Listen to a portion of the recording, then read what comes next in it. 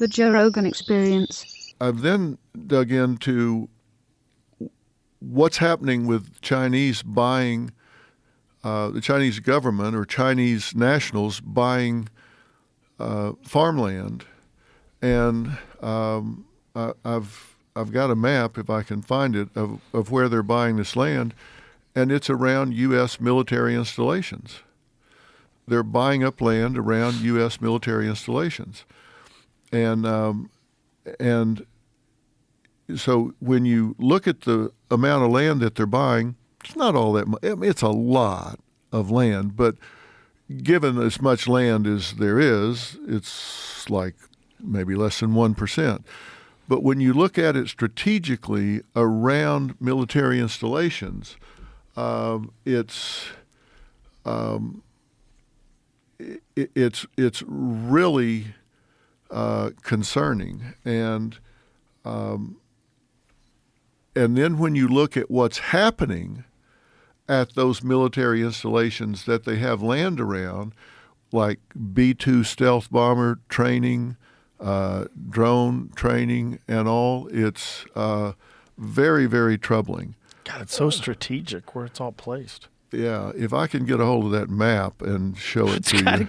It's kind of crazy that the United States has been invaded. And when did that start? With the purchase of farmland? You know, it's been going on. For how long? Like when did it? So this is talking about. Son owns 40% of Chinese-owned land in the U.S. He owns over 100,000 acres of land in Valverde County, Texas. Although his two companies, Brazos Highland Properties and Harvest Texas, through his two companies. His purchases in 2016, 2017, his plans to build a wind farm, as well as his purported ties to Chinese military, drew scrutiny in Texas several years after his acquisitions. He ultimately was denied permission to proceed with his wind farm plans. So they own the land, but they won't let him proceed with the wind farm. Yeah, and they're building a wind farm where it's not very windy. But it does butt up against a strategic military installment. What a coincidence. This is the best land that was available. Yeah. Sorry. So, how would that be possible here under logical laws? Because in China, you can't do that. They're smart. You can't just buy their land. We absolutely cannot buy farmland there.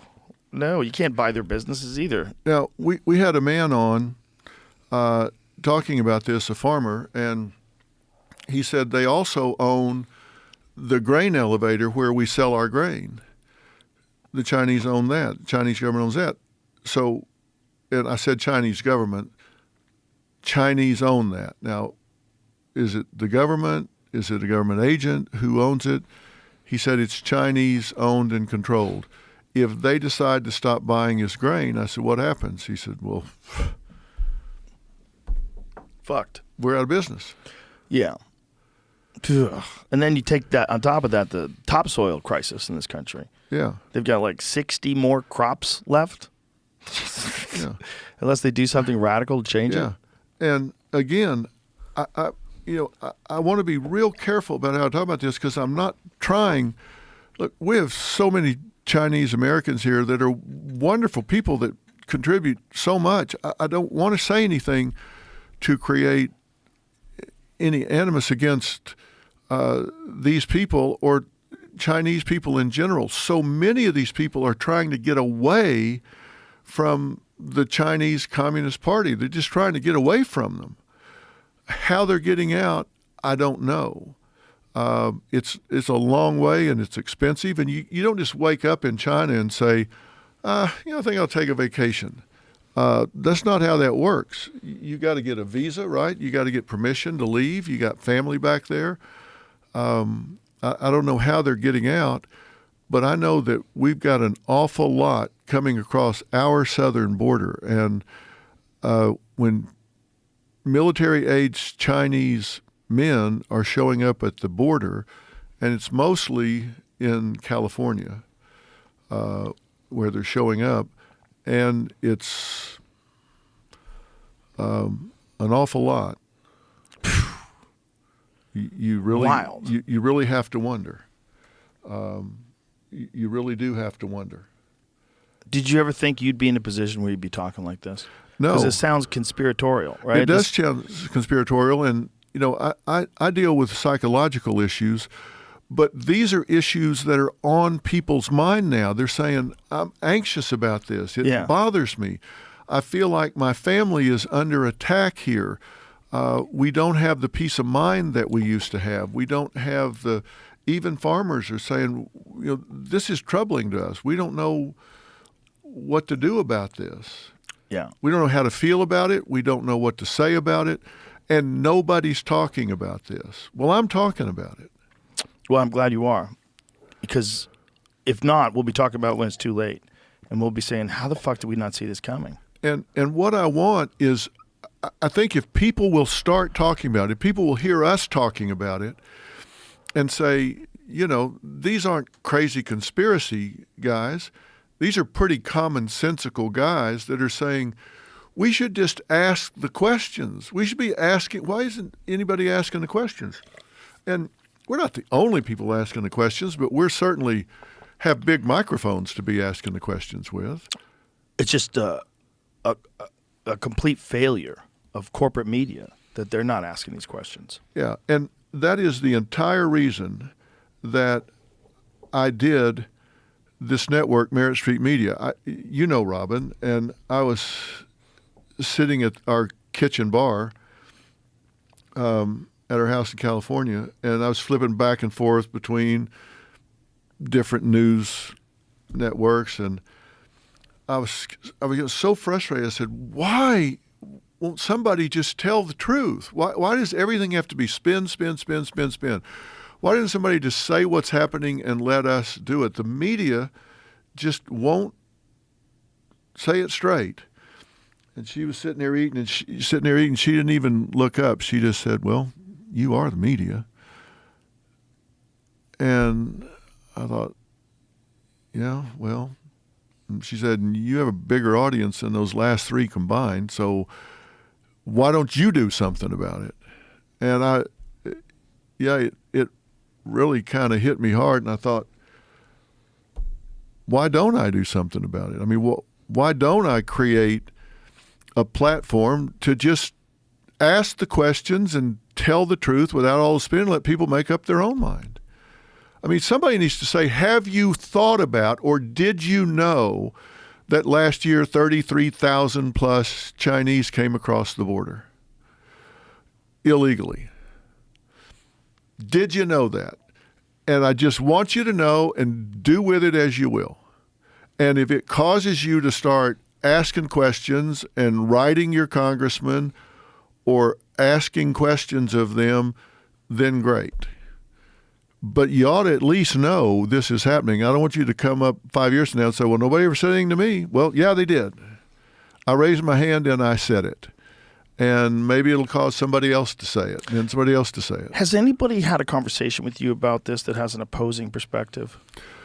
Oh, of course. I mean, what is their perspective? Their perspective is these aren't illegal immigrants. You can't. That's not kind to say they're illegal. Okay. Well, well, we've always used that term for lack of a better term. Well, okay, so undocumented. What do you want to call them?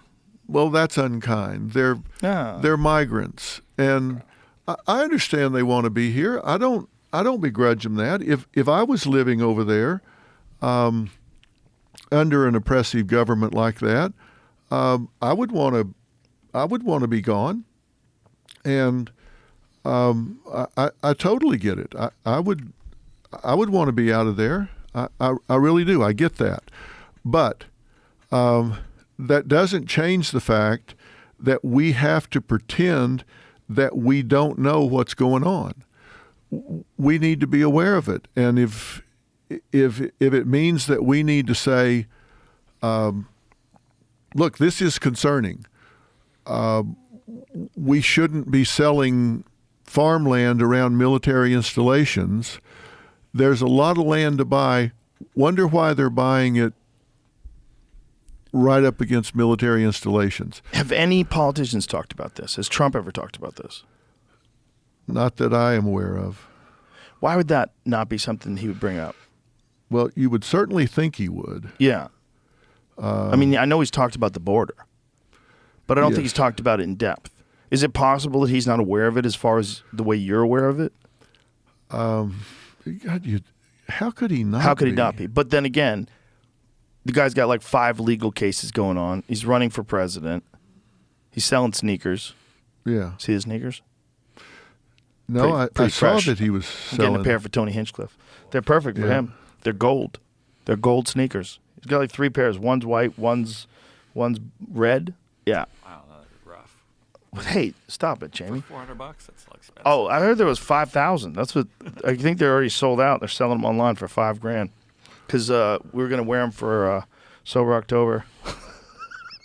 Okay, Look at those things. Look at these monstrosities. Look at these things. Oh wow!